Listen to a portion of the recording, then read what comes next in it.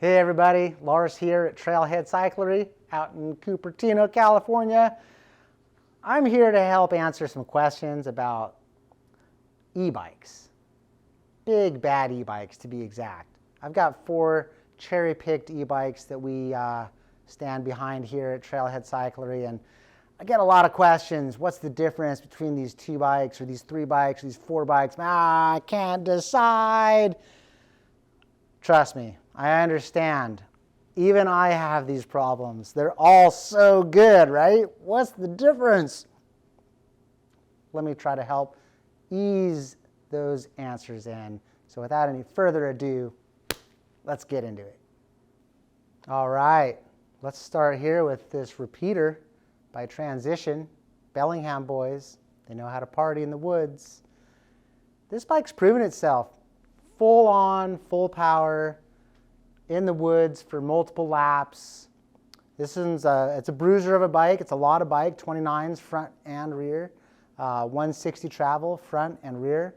So this thing is, it's an all-arounder that you want to push hard to make it feel more nimble. And if you're at lower speeds, you know you're on a pretty big bike. And then it starts to really feel alive when you bring it up to trail speed. Diving in, at the heart,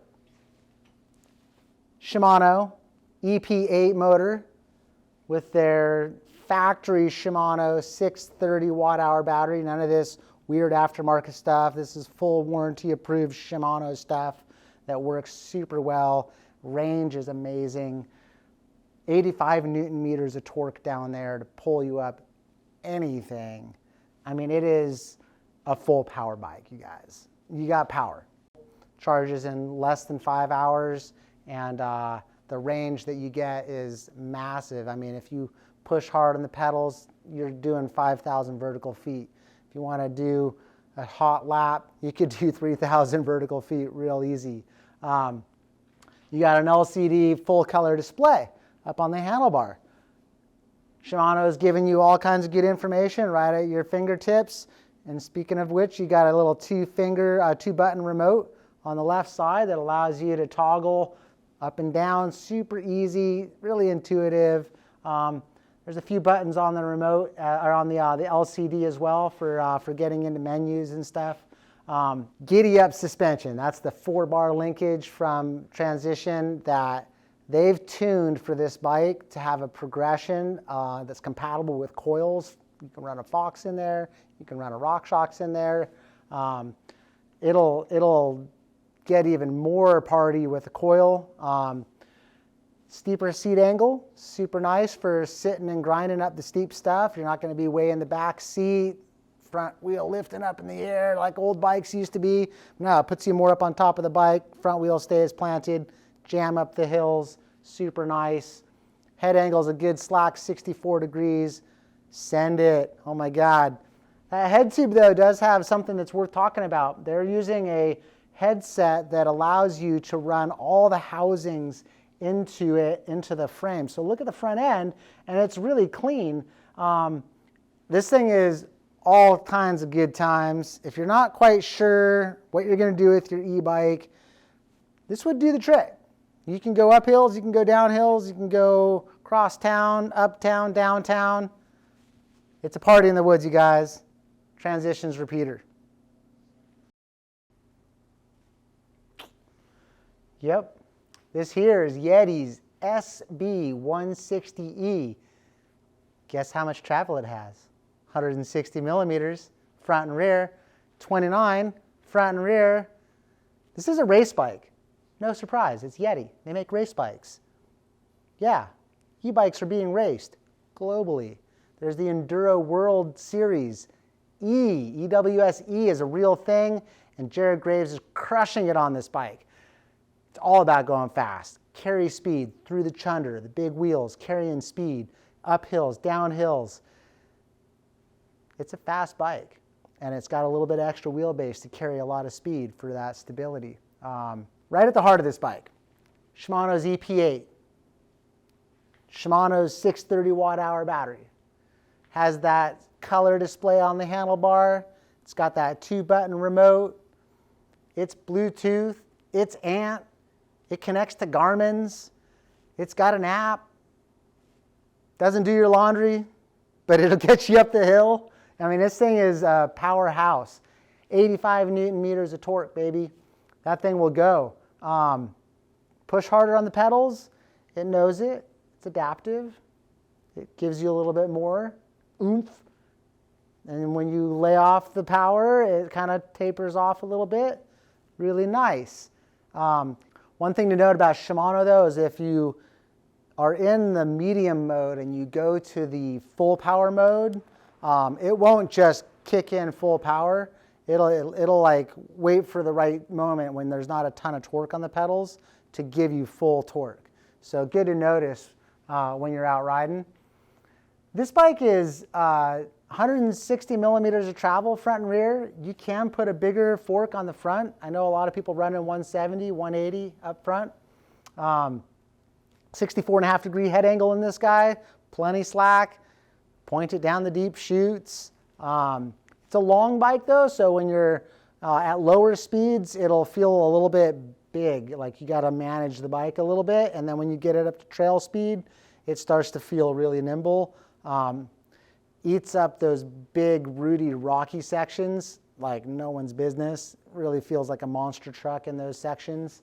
I think that the Sixfinity suspension design is tuned to really be pushed hard through those chunders, and it's worth pointing out that there's a little chip at the bottom of that rear shock. You can adjust that chip. They give you another one that allows you to position the eye closer or further from the linkage, which is going to increase or decrease the progressivity of the rear suspension. 25, 30, 35% progressivity allows you to match up a coil shock with this bike. Maybe you want the bike to feel super firm and poppy. Maybe you want to make it feel really juicy and plush. Your choice. Chip comes in the bag. We'll set it up how you want it. You can always change it later. It's pretty easily accessible too, which is nice. I know a lot of people running push 11.6s on this thing. Of course, Fox DHX2 all day long. Put your SLS orange spring in there. Go full party. Super fun. I can't think of a reason why you wouldn't want this bike other than you want something that's a little bit more nimble. Like if you wanted a smaller bike that's a little easier to like negotiate at lower speeds, this might not be the bike for you. If you like trail speed and stability, this bike is going to be your jam. And if you're out of the saddle hammering on the cranks, that little longer wheelbase will make the bike feel real stable and start tracking straighter. Yeah, super clean bike.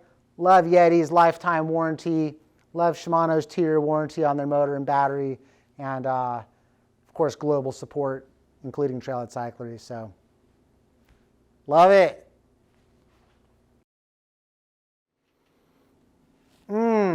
Ibis Oso. Look at this beauty. I mean, it's even winning design awards.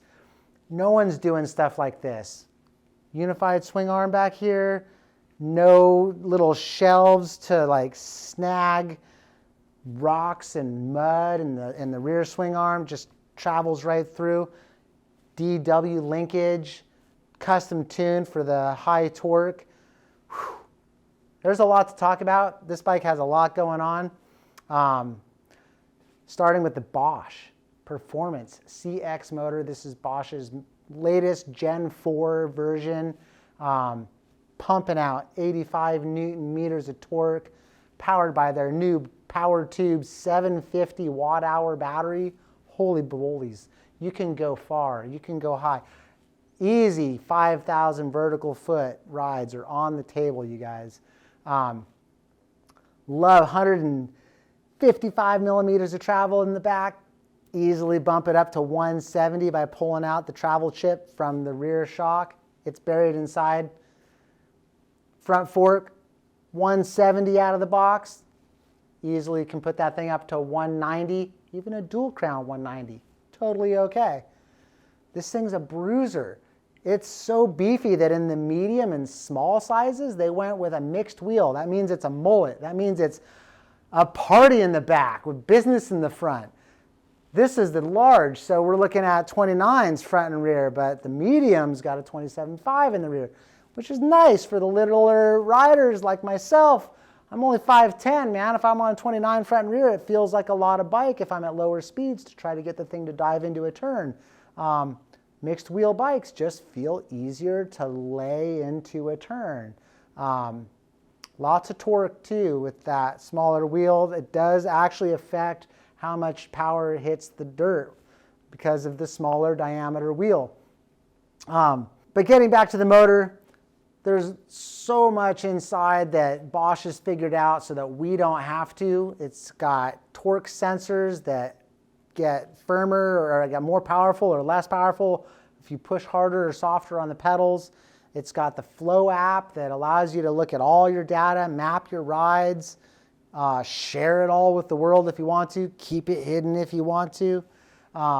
There's a big old kiosk display up on the handlebar, it's huge, man. This thing has so much information on it that if you're a data person, you're gonna love that thing.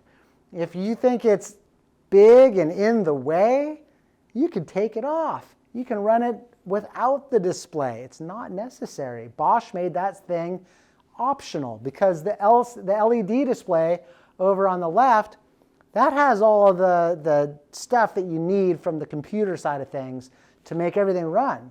So if you want to get into data, you can just pull your phone out and look at the data. It's all there on your phone. It's all Bluetooth, Ant, Garmin, whatever you want to connect to this thing, right? And then you just have one little controller, and it's a nice clean handlebar situation, which is super cool. There's a lot of buttons on that display, not the display, but the controller. So if you're riding really rough, rocky trails and you want to change the power level, there's a few more buttons on that display than I'd like. But it's okay. You get used to it. They've got it very ergonomic. It's very easy to find where the buttons need to be pressed. Not only that, you'll notice this has a taillight and a headlight. This is stock. That's like built in. Lupin, a German company, shook hands with Bosch, a German company, and designed the light system to integrate with the battery, like we've all been asking for quite a while. But this is a really nice set of lights. You can independently turn the taillight off.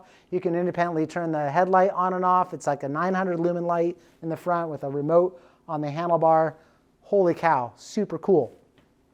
Okay, back to the bike. 430 on the small for reach, 460 classic medium reach numbers for 2023, 500 on the large, and then get this, the extra large Oso, I had to look down to get it right, 540. Wow. If you're 6'5", 6'7", this thing's got your name on it. My buddy Phil's got one. He's so tall, nothing fits him. He got on this bike, he was like, yes, it fits me. Very cool. I really like this bike for pretty much doing anything. It's a very playful bike, uphill, downhill, with real fun, twisty in the woods feel, and it's a little juicier feeling than some. Like the travel feels readily available. It's not a firm, poppy feel. It's more of like a planted and comfortable, confidence-inspiring bike. So yeah, Ibis Oso, whew, she's a good one. I recommend it.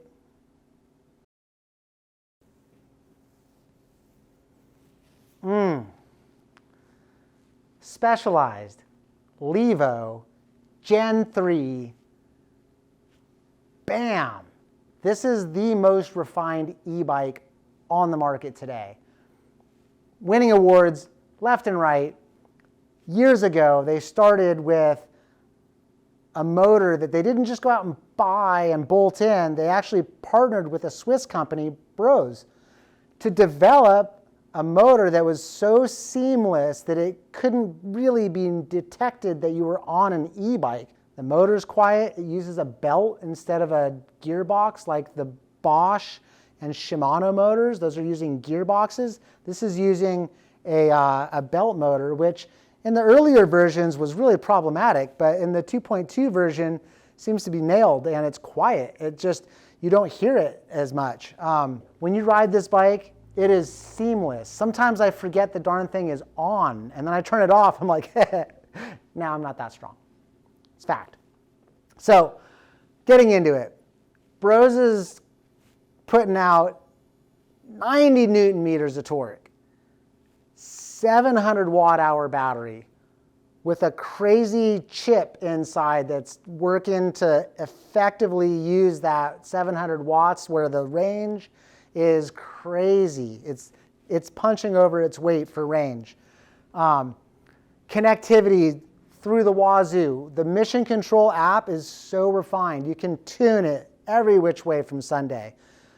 You want more or less acceleration. You want to have every level perfectly tuned so that it's got a range of like, a little bit of power to more power, and then an easy transition to the next phase when you hit the plus button. It'll even tell you how much airtime you've got. I mean, over-the-air updates, crazy connectivity. Like I said, it's the most refined. I mean, I could spend an entire hour just talking about how many features they've developed with this bike, but we're not. We're going to talk about the big stuff. So this frame, really sweet. Super adjustable. There's some little adjustable cups that come with the bike that allow you to customize it to your liking. Bottom bracket height adjustment with your flip chip down at the rear derailleur at the horse link. You can just basically tune this bike the way you want it to ride. If you're in really steep mountainous terrain and you want to really, tune it for steep downhill stuff, sure, you can do that. You have a bit more rolling terrain where you live and you don't need it to be so slack and long, you can tighten up the wheelbase and make it feel a lot more nimble. Speaking of nimble, that is a mixed wheel. You're not seeing things. That's business in the front. That's party in the back. It's fully mullet mobile. And for good reason. So it's easier to take this heavy bike and tell it to turn and make, swoopy dives into corners without feeling like you have to muscle the bike over. You can put a coil shock in it. 11.6 from Push is making a really nice coil, but I think the Float X2 is probably the most optimally tuned shock for most people. The charge port is the best in the business. I gotta say it's killer because it's got 3 seals and this little slash thing, and it feels so solid. And yet, if you leave that door open and you take a pedal stroke, the door's gone. You're gonna tear that door right off of there. So, close the door. All these bikes that we've been looking at are carbon fiber, and they come at carbon fiber pricing, which is amazing but expensive. It's worth noting that the Levo comes in alloy models. Yeah, there's less expensive alloy models. So I think the entry-level price point's around $5,500, which is pretty low for a bike with 90 Newton meters of torque and all the features that we're looking at. So kind of nice to point out that they make an aluminum version, doesn't cost as much. So yeah, Levo Gen 3, gotta love it, and they're sexy.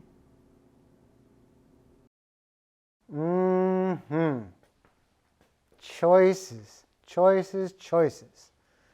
So good. So good. I mean, there's really not a bad one in the bunch, but they do have their differences. And,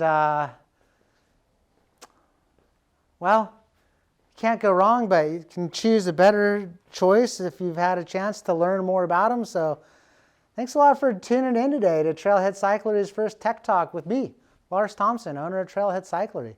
I've been first to be the only mountain-only shop in the area and just really focus on all mountain bikes, and now that's evolved into e-mountain bikes, and we're just really grabbing the bull by the horns and providing all the technical support that these bikes require. And so this shop is 100% e-bike, 100% mountain bike all the time, every day, 7 days a week. Come on down, see these things in person, throw a leg over one, ask some questions, get some answers. Hopefully today's video was helpful and it maybe answered some questions and helped you along your journey to getting a new mountain bike. And we'll look forward to seeing you down here in Cupertino, California. Lars here, signing out. from Trail Head Cyclery.